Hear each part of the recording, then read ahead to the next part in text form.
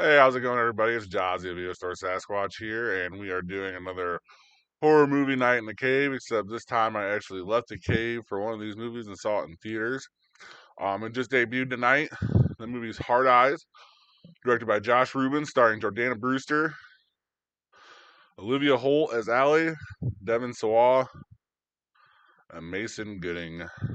Um, for the past several years, the Hard Eyes killer has wreaked havoc on Valentine's Day by stalking and murdering romantic couples. The Valentine's Day, this Valentine's Day, no couple is safe. Very good movie. I think if you've seen the hype and what's going on around it, you can believe it. It is kind of an old school throwback to a slasher movie. Although I will say that I was like, oh, that's a killer, and he was the killer, and I wouldn't take that against the movie. I was just me kind of fucking around and just kind of saying shit, but it did happen. And another thing I would say about this movie, to be fair to it and to be fair about it, especially since I kill some of these movies for being like slower paced.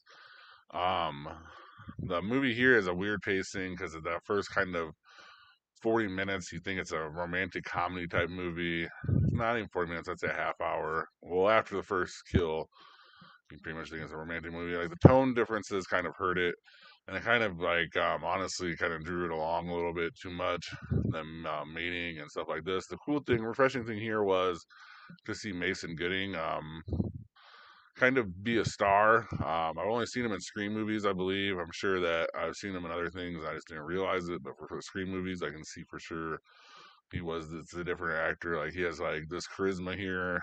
That's crazy. So it'll be interesting to see where his career goes. Devin Sawa, he's hilarious. He's one of my favorite dudes to watch. Just kind of be silly and over complicated. Olivia Holt is very good. She holds it. Um, I'd say she's the star. I don't know why they had Jordana Brewster ahead of her, but Olivia Holt definitely brought it for this. I don't think I've seen her in much either, so that's pretty interesting. The direction was on point. You could tell the guy loved horror movies.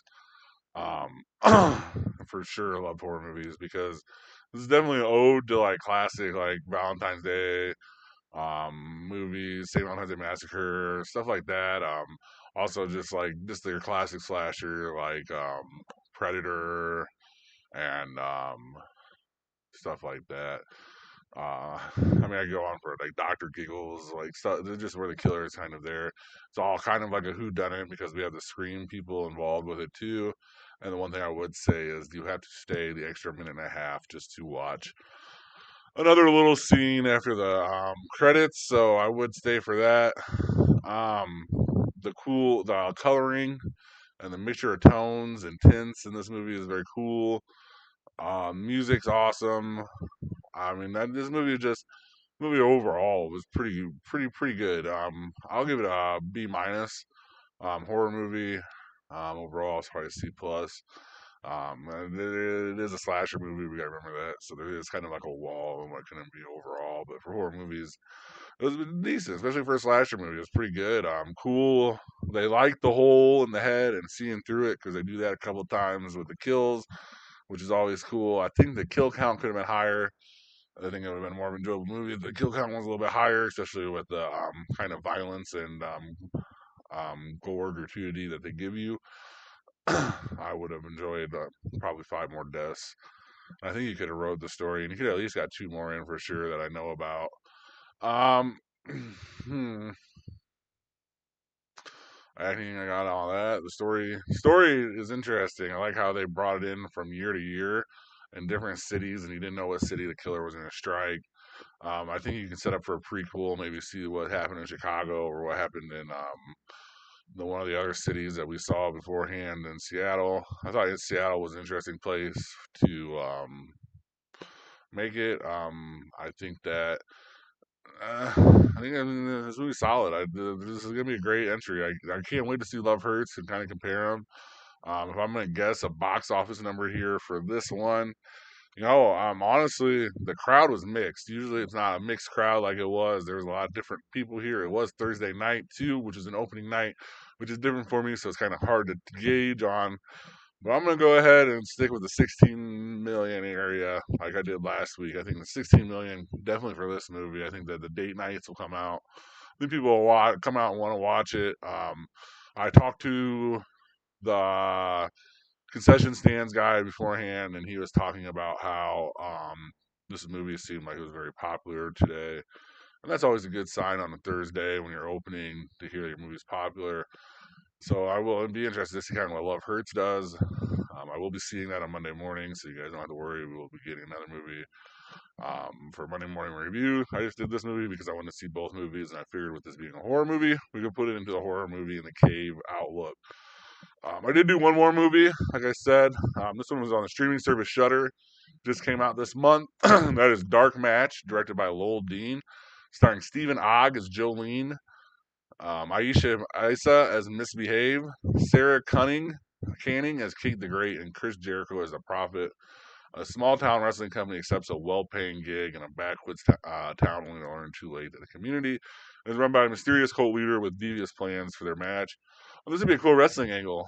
This is an awesome wrestling angle. It'd be so cool to have the Prophet like come out on WWE or AEW or whatever you watch or TNA. I mean, any one of them could use the storyline here, and it would be cool. It'd be interesting. This movie was really good. I didn't expect this movie to hit as good as it was. For real. Chris Jericho was great in it. Steve Ogg, probably never really heard of him, but you have heard of him because he played GTA 6. He is Trevor Phillips, so it's awesome that Trevor Phillips is in this movie. That's all you think about is how he's Trevor Phillips and how awesome Trevor Phillips is from Grand Theft Auto. So that also helps this movie because you get a badass wrestling Trevor Phillips. And then we got Aisha. It's a. Sorry about that. I was sick and I knew not to make myself laugh because I was going to do that. So I apologize. Let me catch up here. And then so I'll give you a grade real quick. B plus horror, C plus overall. This one is definitely just a little bit better than you'd expect. 5 matches is the concept of this, and they're all to deal with the elements. So it's earth, wind, fire, water. Maybe it's 4 matches, or I can't remember the fifth match. It was the soul or something like that. That was the Trevor Phillips versus Chris Jericho one. Yeah, I recommend going to see this. This is on Shudder. It's an hour and a half. Perfect movie. Same as like Hard Eyes, hour and a half, perfect movie. So, I mean, we love these hour and a half movies. It gets us in, gets us out, gets us doing something else. Um, yeah, that'd be it. Um, I'm gonna save you from like me losing my voice again or doing something crazy and coughing again. So thank you guys very much for watching. Please like and subscribe and have a good rest of your day or night.